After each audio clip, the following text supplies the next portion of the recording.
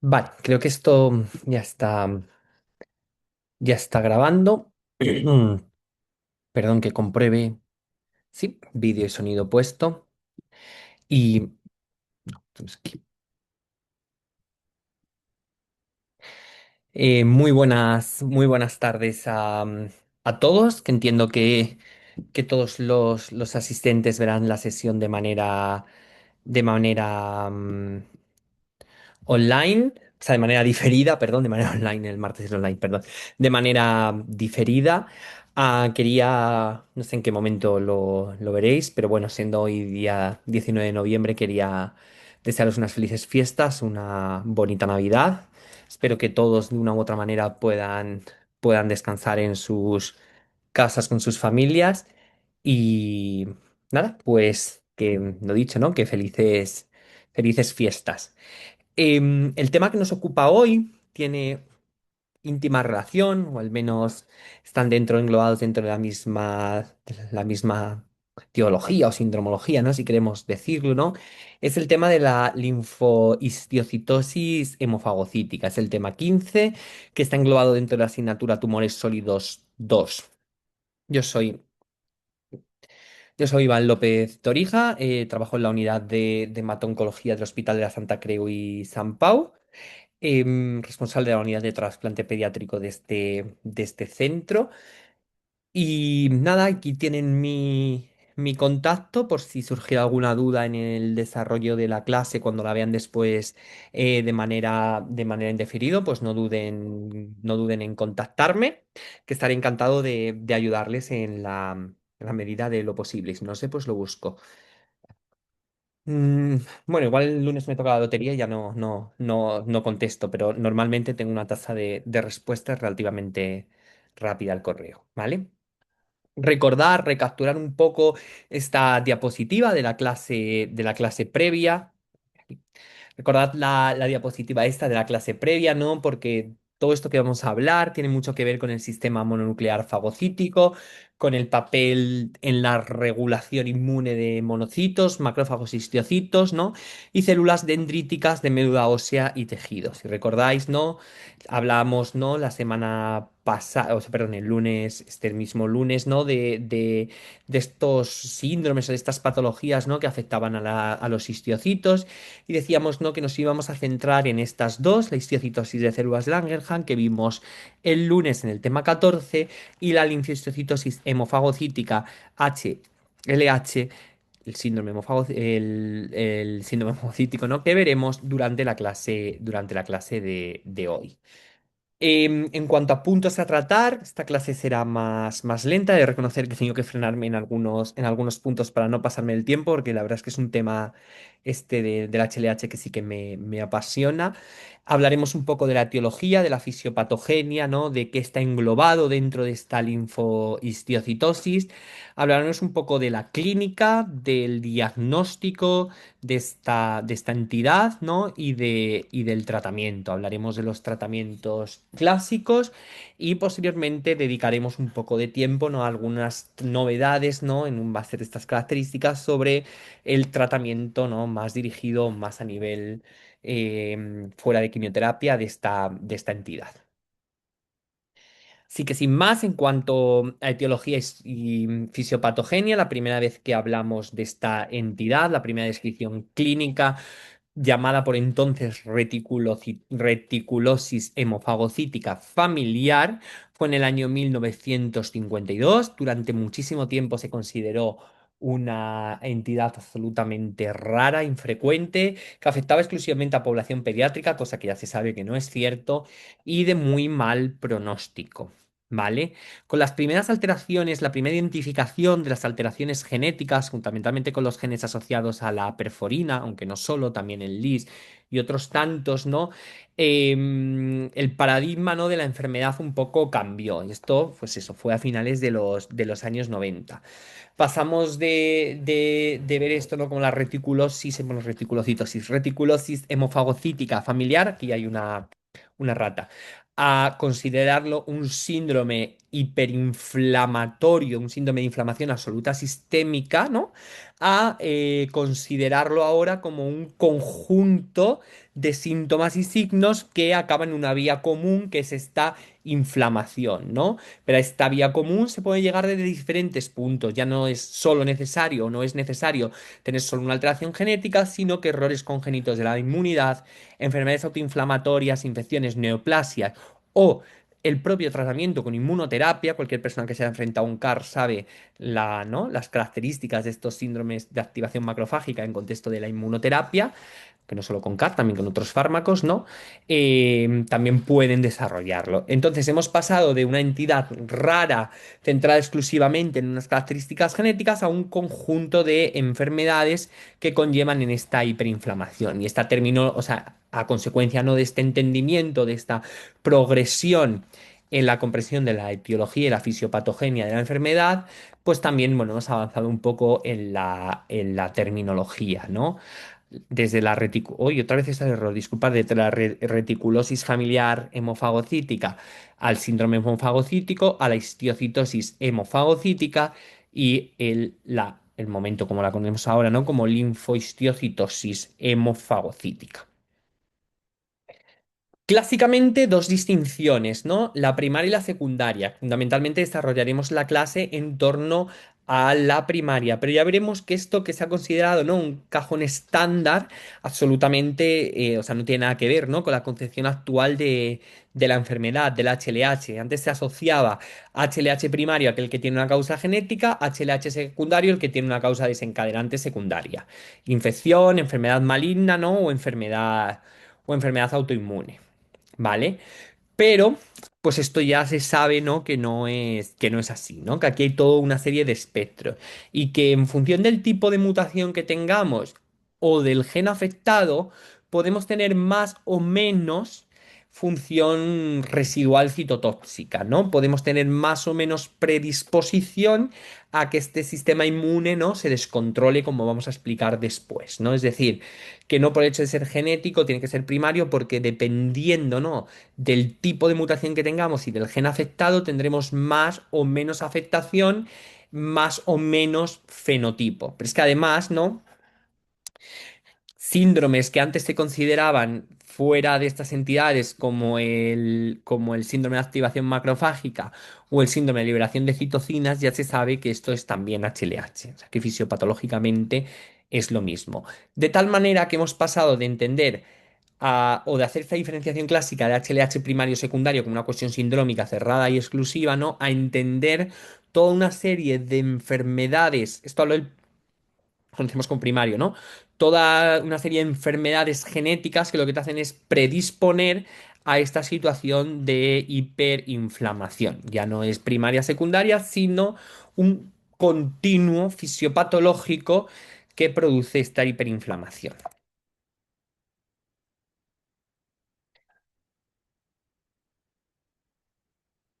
Perdona. ¿Qué sucede en el sistema inmune de forma normal? Pues esto, tenemos una célula infectada por virus, una célula tumoral que nos activa la respuesta inflamatoria y nos moviliza a células T citotóxicas, células de aquí, las células CD8 y células natural killer, células NK, ¿no? Estas células NK son capaces de secretar perforinas, citocinas que controlan estas infecciones, ¿no? A la vez o sea, que tratan, no buscan el control, activan una cascada inflamatoria a base de interferón, activan macrófagos que crean más interleucinas, ¿no? Interleuquinas, perdón, interleucinas, lo mismo, ¿no? Como IL-6, IL-18, TNF-alfa, ¿no? Que, o sea, que hacen, ¿no? Que podamos controlar esta célula infectada o esa célula tumoral. Sin embargo, cuando esto va sucediendo de la misma manera, aparecen, es un poco simplificado, pero creo que se entiende, ¿no? Aparecen las células T reguladoras que son capaces de apagar y controlar esa inflamación una vez que el insulto, ¿no? Ha sido, como aquí, ¿no? En el punto uno, ha sido eliminado, ¿no? Eso es lo que sucede en condiciones normales. Esto es lo que sucede en un HLH, en una linfocistosis hemofagocítica. Tenemos un sistema inmune que no es capaz de regularse y de controlarse a sí mismo. Es un sistema inmune que las células NK y las células citotóxicas no son capaces, digamos, de em, crear las perforinas y los mecanismos, ¿no? Para controlar las células infectadas o las células tumorales, con lo cual hay una sinapsis continuamente dándose entre esas células y entre las células malas, digamos, tumor virus. Y las células natural killer y linfocitos T, sin que aparezcan entre medio y bajo ningún momento los linfocitos T reguladores, con lo cual generamos más macrófagos que crean más inflamación, se crea una tormenta inflamatoria que hace que haya más activación de linfocitos T, de CD8, linfocitos T CD8 y natural killer, y este círculo vicioso, digamos, se regenere sin ninguna posibilidad de frenarlos. Un sistema inmune continuamente activado. Es lo mismo con otro esquema, pero bueno, incorporando aquí, ¿no? Alteraciones genéticas o moleculares, ¿no? ¿No? Que hacen, que son, ¿no? Las que ayudan, ¿no? A esta liberación y a esta actuación del sistema inmune y a este establecimiento, ¿no? De este círculo de control. De tal manera que hay dos grandes ejes fisiopatológicos que no tienen por qué ser excluyentes. Ojo, y esto es importante, ¿no? Hay dos ejes fisiopatológicos de generar este círculo vicioso. Uno es que hay un defecto en la citotoxicidad de los linfocitos, que es típico de los casos familiares y de los trastornos mm, linfocitarios, y otro que haya una activación primaria del inflamosoma, del macrófago. O sea, uno es que no suceda esta liberación y este control, y la otra es que este esté completamente, ¿no? Y continuamente activado, ¿vale? El defecto de la citotoxicidad en linfocitos es más típico de los HLH familiares y trastornos pigmentarios, después lo veremos, y la activación del macrófago es más del síndrome de activación macrofágica. Esta diapositiva es un esquema un esquema que le he robado al doctor Sevilla, Julián Sevilla, que creo que es la persona que mejor me ha explicado a mí lo que es esto del HLH, la verdad. La verdad no sé de dónde la ha sacado, de dónde no, pero creo que es maravillosa y súper ilustrativa, creo que es de producción suya. Básicamente, si recordáis, hemos hablado de una serie de una serie de factores genéticos que nos determinaban más o menos función citotóxica. ¿Vale? Más o menos capacidad de que este círculo vicioso de hiperinflamación se mantenga, ¿vale? Pero claro, os hemos dicho que esto no eran compartimentos estancos, sino que era un continuo. De tal manera que si nos vamos a lo que hemos entendido, que es este número 5 como HLH primario, siempre, ¿no? Si tenemos un sistema inmune altamente activo, ¿no? Con una función alta, una función citotóxica residual, lo que sucede es que a mínimos insultos, bien sean inflamatorios o bien sean infecciosos, podemos generar un HLH, y eso es lo que está representado aquí en el número 5, es decir, citotoxicidad, poco insulto infeccioso, HLH. ¿Vale? Sin embargo, ¿no? Ya sabemos que hay casos primarios que se desarrollan de una manera atípica. Pacientes que tienen cierto grado de función citotóxica y que con procesos infecciosos, si graves, pero no tanto, son capaces también de generar un HLH. ¿Vale? Sería este número 4, que es lo que llamamos, ¿no? Los primarios atípicos. ¿Vale? Pasamos a otra parte, ¿no? Sí, efectivamente, yo puedo generar un HLH ante un desencadenante infeccioso grave, aunque no tenga una genética claramente predisponente a tener esa activación. Pero si yo tengo mucha infección, también lo puedo generar. Es cuando suceden los HLH asociados a procesos infecciosos, que es el número 3, ¿vale? Lo mismo sucede con la inflamación. Yo tengo, todos saben, los reumas, es el síndrome de activación macrofágico, también sucede, ¿no? En otras patologías, ¿no? Tengo una enfermedad inflamatoria con un fondo inflamatorio importante, aunque no tenga mucha carga genética, pero se me desarrolla una infección y aquí lo tengo, un síndrome de activación macrofágica asociado o no a un proceso tumoral, por ejemplo, o a un proceso reumatológico, ¿vale? Y luego está el asociado a una infección oportunista, que son pacientes, como sucede, por ejemplo, en el caso del trasplante halogénico, ¿no? Que tienen un desencadenante infeccioso con una inmunosupresión grande, que aunque no necesitan, o sea, no necesitan tener una alteración genética predisponente, necesitan tener una alteración típica de HLH, como podría ser unas perforinas, ¿no? Para desencadenar el proceso inflamatorio. De tal manera que esas son las 5 formas que tenemos de desarrollar ese HLH. Y de nuevo, ¿no? Reitero, repito, os lo diré mucho, ya no hablamos de primario, secundario, en una cosa, en una dicotomía, ¿no? Como la que teníamos conocida hasta ahora, ¿no? Sino que hablamos de un continuo, de sí, de una fisiopatología continua con más o menos implicación de diferentes factores. En cuanto a clínica y diagnóstico, porque lo vamos a ver todo junto, ¿no? Pues estos son los criterios diagnósticos que nos propone la Sociedad del Histiocyto, la Histiocyte Society, ¿no? Hablamos de que podemos llegar al diagnóstico de HLH si tenemos un diagnóstico molecular, o podemos llegar al diagnóstico de HLH a partir de una serie de criterios clínicos y biológicos, que lo único que llevan detrás, ¿no? Es esa hiperinflamación en el organismo, ¿no? Entonces hablamos de fiebre, esplenomegalia, citopenias que afecten a más de 2 o 3 líneas. Este criterio, pues bueno, en contexto de trasplante, en contexto de inmunoterapia, pues es difícil de sacar. Es verdad que en contexto del primario, pues es más fácil, ¿no? En el que es por causa genética ante un proceso infeccioso. Hipertrigliceridemia y fibrinógeno bajo, hemofagocitosis en la médula ósea, ausencia de actividad de la CNK o actividad baja, ferritina elevada y el receptor de la interleuquina 2 soluble, o sea, el CD25 soluble, alto. Estos son los criterios diagnósticos del síndrome de la linfostocitosis hemofagocítica.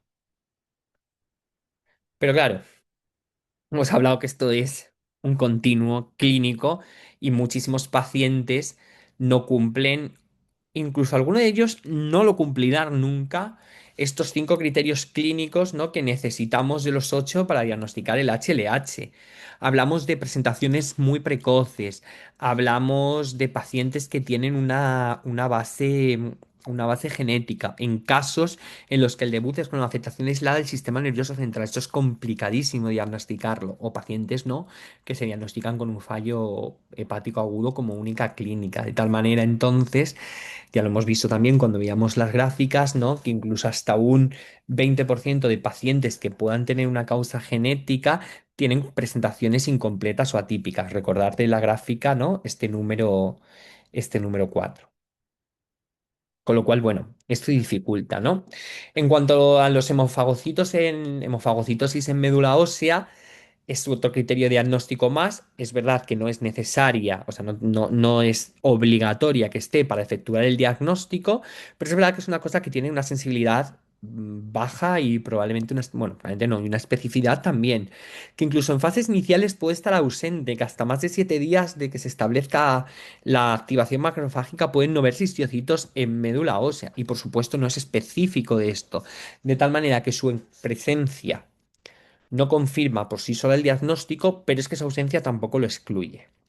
El síndrome, o sea, el signo clásico de esta hemofagocitosis, pero realmente a día de hoy cae, ¿no? La función de las NKs, esos estudios de funcionalidad de las células NK, es verdad que a nivel sensible sí que es alto porque nos sugiere defectos de citotoxicidad, pero la especificidad es baja, puede haber una afectación de enfermedad aguda o, por supuesto, pues tratamientos inmunosupresores también pueden alterarla. La ferritina sí que es verdad que es muy sensible, especialmente, o sea, es muy sensible, o sea, es capaz de diagnosticarnos el 90, pero no es específica, ¿vale? Sí que es verdad que conforme van subiendo y aumentando los niveles, va aumentando la especificidad, de tal manera que valores por encima de 2000 y ya si son por encima de 10.000 son muy específicos de una linfostiocytosis hemofagocítica, de una HLH. El CD25 soluble.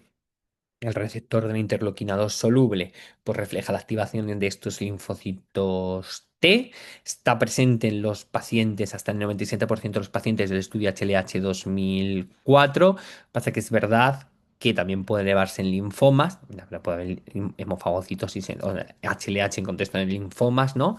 Entonces, bueno, que sí que es verdad que en caso de que no cuadre con todo el síndrome, pues sí que estaríamos obligados a descartar malignidad. Y otros marcadores clínicos que no están puestos, perdón, biológicos que no están puestos en los criterios. Por ejemplo, desde nuestro grupo de inmunología, pues bastante, lo utilizamos bastante y verdad que tenemos una sensibilidad y una especificidad bastante alta, que es la expresión de HLA-DR en los linfocitos T como marcador de activación. Y aquí tenemos, ¿no? Demostración, ¿no? Tanto, ¿no? Aquí, aquí y aquí, ¿no? Hablamos de un marcador bastante sensible y específico. O sea, hablamos de sensibilidades del 80 y del 90, o sea, sensibilidad del 80 y especificidad del 90% en este trabajo alemán, ¿vale? Otros marcadores, como la interleuquina 18, pues estará muy elevada, ¿no? En síndrome de activaciones macrofágicas y trastornos autoinflamatorios, aquella patología más relacionada con la parte inflamatoria. Y el TXL9 pues refleja la actividad en el interferón gamma y hasta donde yo sé que puede ser que no sepa suficiente, pero se ha utilizado en ensayos terapéuticos. Y en cuanto a la genética, porque no? Un gran criterio diagnóstico es tener esta alteración genética, ¿no?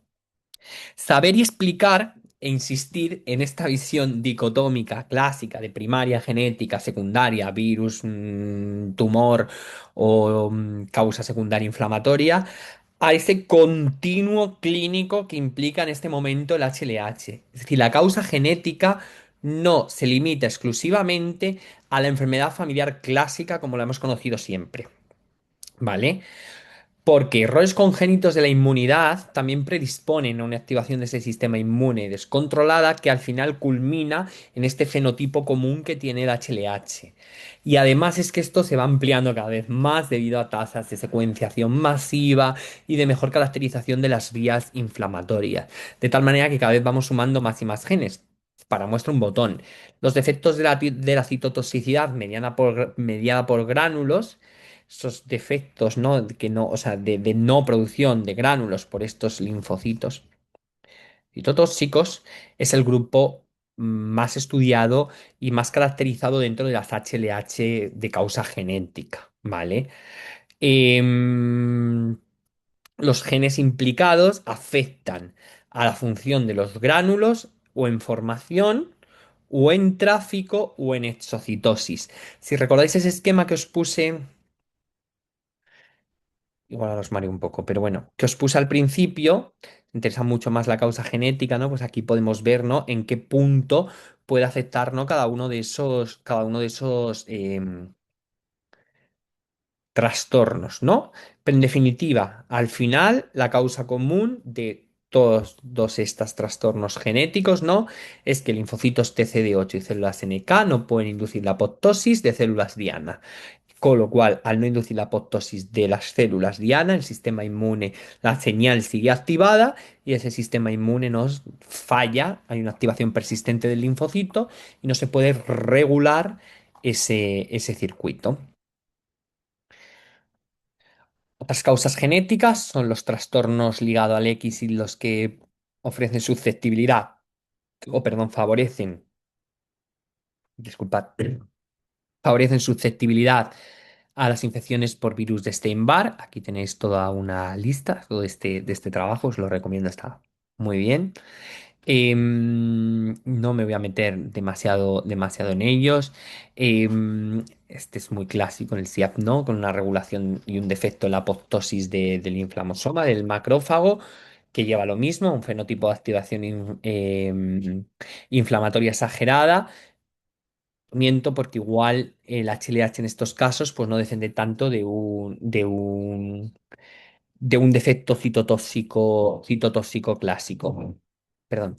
Y los otros grandes desórdenes o las grandes otras alteraciones genéticas de este grupo son aquellas que confieren susceptibilidad a la infección por Epstein-Barr. Pero no solo estos grupos, hay otra vez me cambio de lado. Un montón de errores innatos de la inmunidad, de inmunodeficiencias primarias, que también favorecen, ¿no? a este daño común o esta inflamación, o a esta vía común en la que todo converge, ¿no? Este HLH.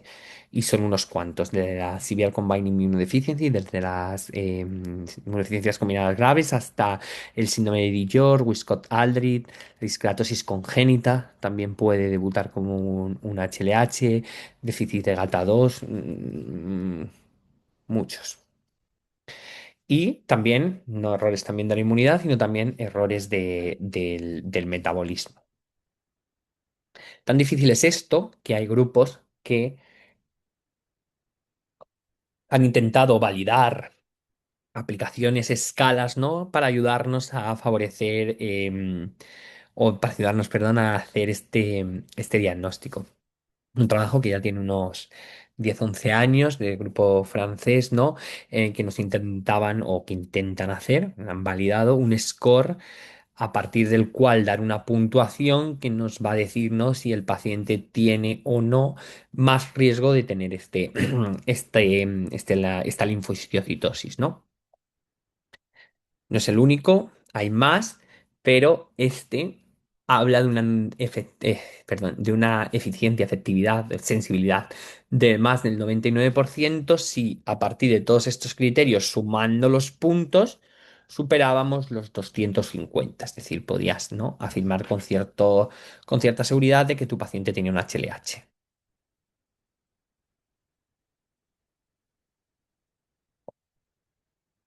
En cuanto, en cuanto al tratamiento, para ir ya finalizando, pues el trasplante. Hablamos ahora del HLH primario, el HLH primario, el del número 5 del gráfico este que hablábamos, ¿no? Mucho amarillo, poca infección, desencadenamos síndrome de respuesta con tiempo amarillo, por función. O sea, más alteración de la citotoxicidad, ¿no? A pequeños insultos infecciosos desarrollamos un HLH primario, también los de presentación atípica. El único tratamiento, o bueno, el tratamiento curativo es el trasplante de progenitores hematopoyéticos, ¿vale? Que os dejo la lista de los cuales, ¿no? Pueden ser los mismos, ¿no? En casos de HLH persistente o recurrente, incluso si no hay confirmación genética inicial, también tiene indicación de trasplante, aunque ya os digo, y lo pongo ahí como nota, ¿no? Que el hecho de que haya una clínica recurrente indica que algo de alteración genética o es subjetivo de que una alteración genética subyacente hay, así que debemos empeñarnos en buscarla y en tratar de entenderla.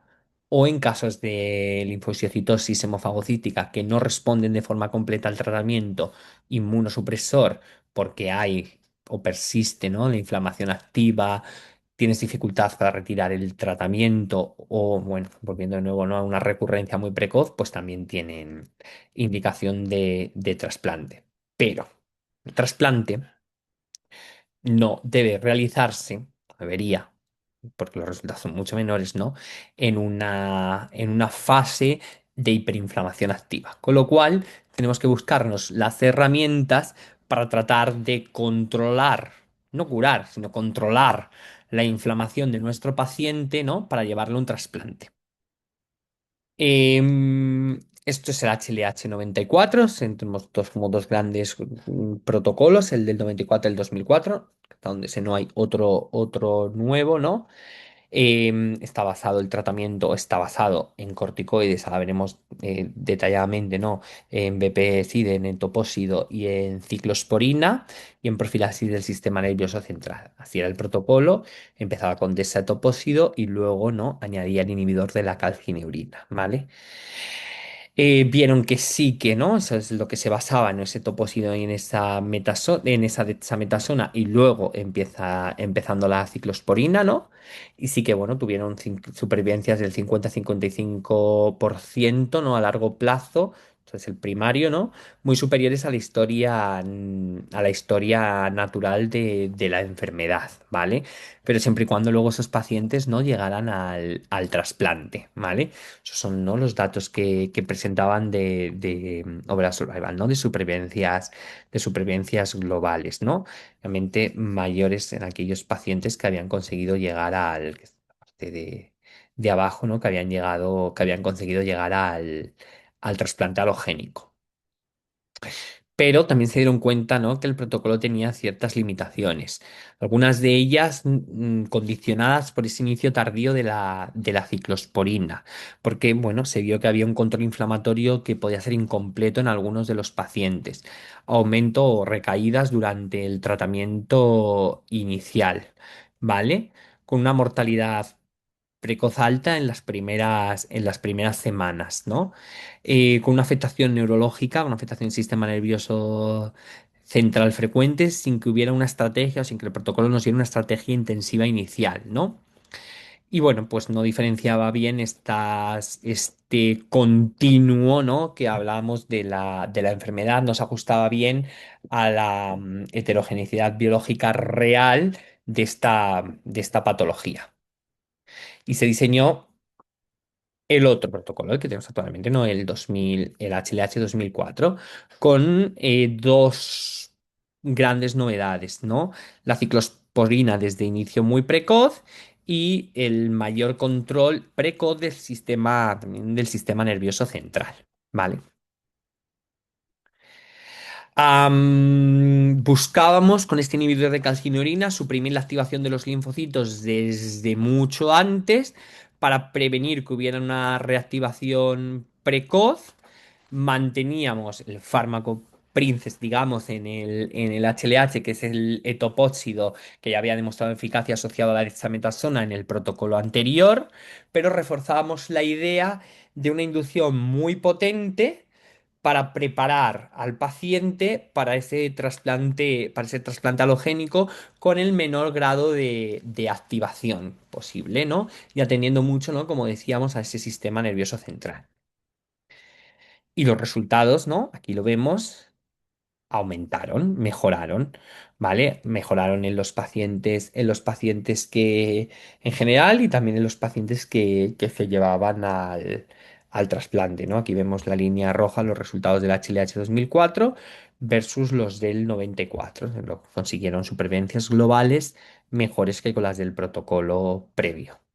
Estos son los casos, ¿no? En los que se llevaba TPH, vemos que aún mayor en los casos en los que no había, ¿no? Los globales, ¿no? Las experiencias globales, es decir, los pacientes cuando llegan al trasplante, es el tratamiento, ¿no? Que supone la curación de este HLH primario, ¿no? Pues van mejor. Y esta frase creo que es muy, ¿no? Resumiendo así con conceptos muy literarios, ¿no? El HLH nos enseñó que apagar la inflamación salvaba vidas y el 2004 intentó hacerlo antes, mejor y durante más tiempo para que los pacientes llegaran en mejores condiciones al trasplante. Son como los grandes mensajes, nuestros objetivos que busca estos tratamientos, ¿no? Am, Para ir cerrando, ¿no?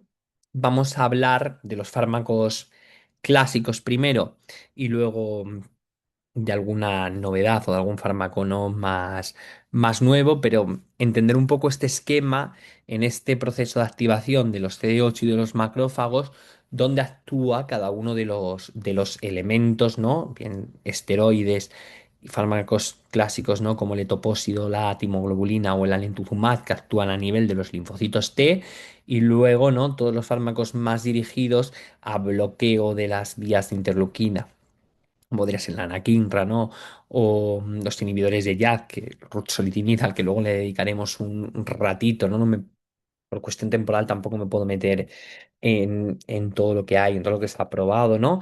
Y también, bueno, se ha visto con el emapulumab el bloqueo del interferón, ay, madre mía, emapulumab, el bloqueo del interferón gamma. Como fármaco clásico, quimioterápico, que ha demostrado eficacia, ¿no? en el HLH es el etopósido, induce apoptosis de linfocitos T activados, especialmente los CD8, que son los que son el halo, ¿no? de esta cuestión de hiperinflamación, reduciendo de forma rápida interferones, la activación macrofágica secundaria y teniendo, pues, o controlando este círculo inflamatorio. O sea, problemas del etopósido, pues que es una quimioterapia, ¿no? La aminosupresión, el aumento del riesgo infeccioso, la toxicidad hepática y, y la probabilidad o la posibilidad, aunque en ese contexto desde luego no es muy frecuente, la producción de tumores secundarios y el daño acumulativo previo al trasplante. Pero es un fármaco muy bueno porque nos mantiene vivo al paciente el tiempo suficiente para curarlo con el trasplante. ¿Vale? La timoglobulina podría ser una buena alternativa al etopósido o complemento en algunos de los casos. Hace lo mismo, una depresión de linfocitos T, especialmente en aquellos pacientes cuando no es viable, pues se puede utilizar. Bueno, pues evidentemente los riesgos, aparte de los que conllevan la propia infusión de la inmunoglobulina, pues lo que conlleva a largo plazo con la inmunosupresión prolongada o el riesgo infeccioso elevado. Los esteroides, todos, ¿no? Junto al litopósito, el otro gran fármaco del HLH, es un antiinflamatorio muy potente, con buena penetración en el sistema nervioso central, que disminuye edema, disminuye producción de citocinas, disminuye el daño neurológico. Lo que ocurre que en el HLH no se puede utilizar en monoterapia, pero combinado al litopósito, ya lo hemos visto, tanto en el HLH 94 como en el 2004, muy buenos resultados. Y luego pues está tratar de probar diferentes tratamientos para activar, o sea, perdón, para inhibir esta cascada inflamatoria desde distintos puntos, ¿no? Y en este caso, pues, hablaremos de la lentuzumab como alternativa a la timoglobulina, pero con el mismo efecto, ¿no? Y hablaremos del inhibidor de JAK, del ruxolitinib, para inhibición de JAK, de este punto, ¿no? De la funcionalidad de los linfocitos T. En cuanto al elentuzumab como terapia de rescate para el HLH, hay trabajos desde ya hace tiempos, presento este no del 2000, desde 2013. 77% de los pacientes que se utilizó como rescate llegaron al trasplante y 100 días después todos menos uno estaban vivos, con lo cual todos los que habían llegado al trasplante menos uno estaban vivos, con lo cual pues bueno, pues parece ser que puede ser una muy buena alternativa para estos casos en los que pueda ser refractario, ¿vale?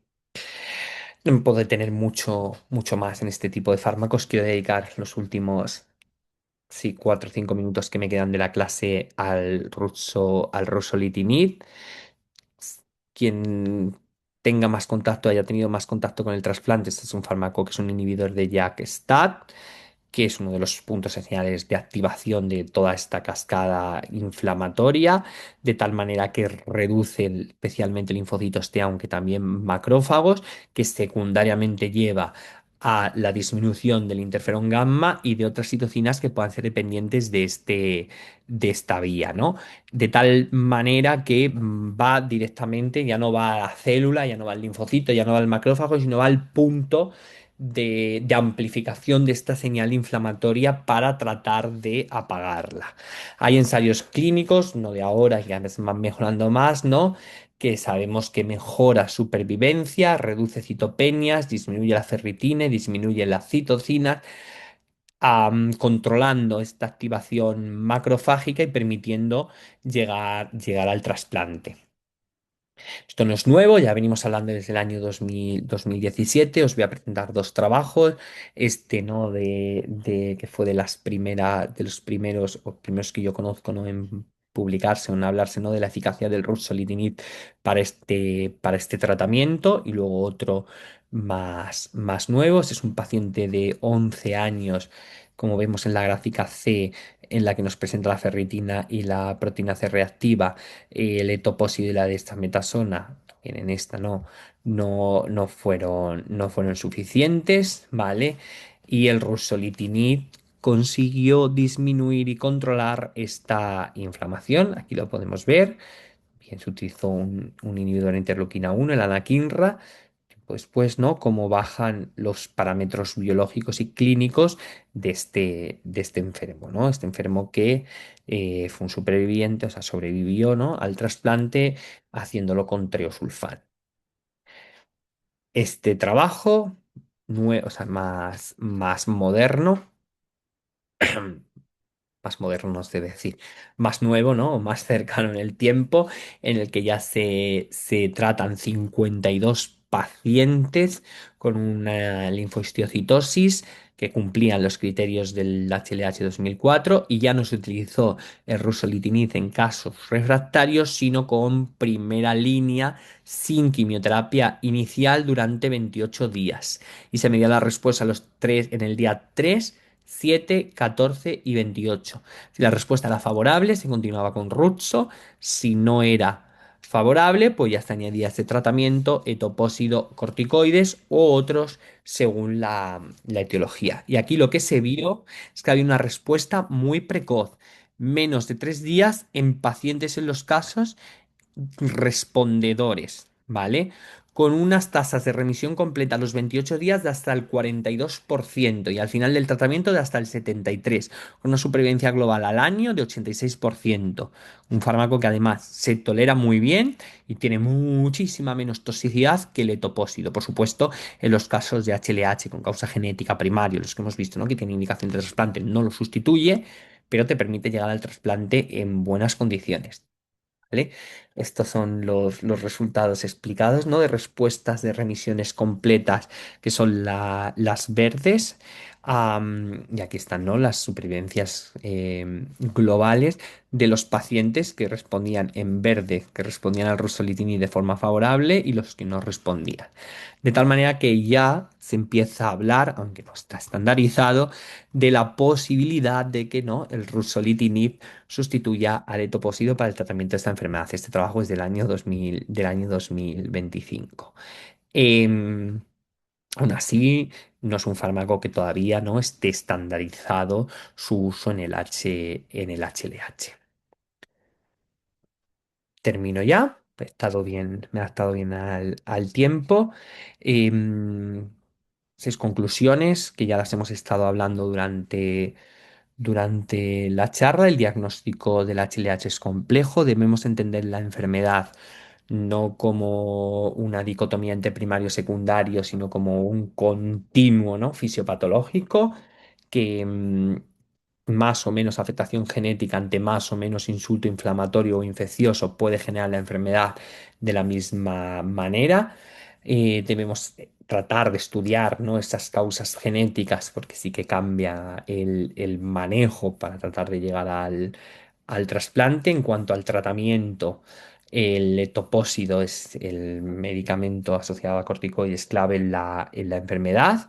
Hay nuevas líneas de investigación para tratar de disminuir ese uso del etopósido, pero efectivamente ninguna de ellas está establecida en el momento actual.